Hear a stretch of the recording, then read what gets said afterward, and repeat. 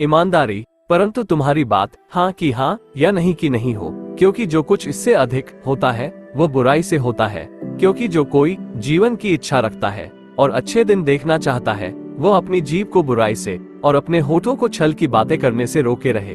पर अच्छी भूमि में के वे हैं जो वचन सुनकर भले और उत्तम मन में संभाले रहते हैं, अर्थात धीरज के पल लाते हैं। सच्चाई सदा बनी रहेगी, परंतु झूठ पल ही भर का होता है। मैं तुमसे सच कहता हूँ कि जब तक तुम न फिरो और बालकों के समान न बनो, तुम स्वर्ग की राज्य में प्रवेश करने नहीं पाओगे। परंतु वह समय आता है, वरन अब भी है, जिसमें सच्चे भक्त पिता की आराधना आत्मा और सच्चाई से करेंगे, क्योंकि पिता अपने लिए ऐसी आराधकों को ढूंढता है। परमेश्वर आत्मा है और आवश्यक है कि उसकी आराधना करने वाले आत्मा और सच्चाई से आराधना करें।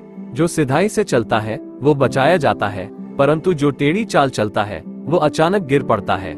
सीधे लोग अपनी खराई से अगुवाई पाते हैं, परंतु विश्वासघाती अपने कपट से नष्ट होते हैं। जो खराई से चलता है वो निडर चलता है, परंतु जो टेढ़ी चाल चलता है उसकी चाल प्रकट हो जाती है। जो निर्धन खराई से चलता है वो उस मूर्ख से उत्तम है जो टेढ़ी बातें बोलता है। झूठों से यहोवा को घृणा आती है, परंतु जो विश्वास से काम करते हैं उनसे वह प्रसन्न होता है। बुराई के बदले बुराई मत करो और न गाली के बदले गाली दो, पर इसके विपरीत आशीष ही दो, क्योंकि तुम आशीष के वारिस होने के लिए बुलाए गए हो। पर अब तुम भी इन सब को अर्थात क्रोध, रोष, बैरभाव, निंदा और मुंह से गालियां बकना, ये सब बातें छोड़ दो। एक दूसरे से झूठ मत बोलो, क्योंकि तुमने पुराने मनुष्यत्व को उसके कामों के समेत उतार डाला है।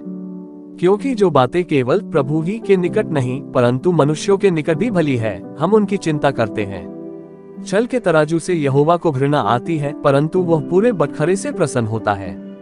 जो अपने अपराध छिपा रखता है उसका कार्य सफल नहीं होता, परंतु जो उनको मान लेता और छोड़ भी देता है उसे पर दया की जाएगी। बुरा मनुष्य अपने दुर्वचनों के कारण फंदे में फंसता है, परंतु धर्मी संकट से निकास पाता है। जो सच बोलता है वो धर्म प्रकट करता है, परंतु जो झूठी साक्षी देता वो छल प्रकट करता है। इसलिए तुम आपस में एक दूसरे के सामने अपने अपने पापों को मान लो और एक दूसरे के लिए प्रार्थना करो, जिससे चंगे हो जाओ।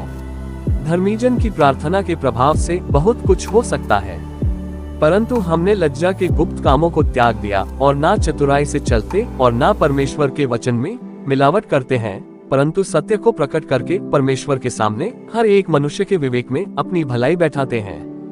प्रभु इस वचन के पढ़े और सुने जाने पर आप सभी को आशीष दे। आमीन। God bless you.